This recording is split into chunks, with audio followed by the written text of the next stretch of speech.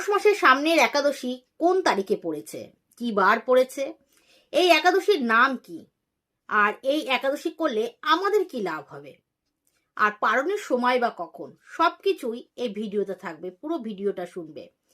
সামনে পৌষ মাসে শুক্লপক্ষের যে একাদশী আসছে সেই একাদশীর নাম পুত্রদা একাদশী।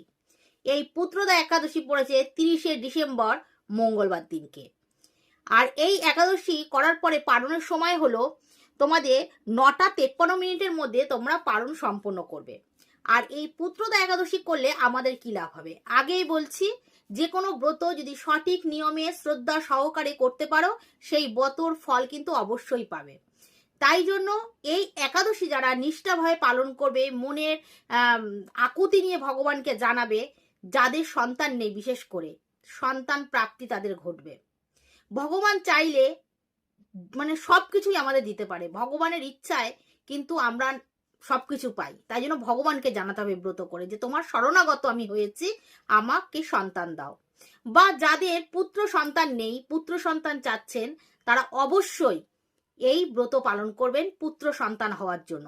মানে সন্তানের জন্য হোক বা পুত্রের জন্য হোক, যার জন্যই হোক না কেন, এই ব্রত যদি তোমরা করো তাহলে কিন্তু তোমরা লাভবান হবে।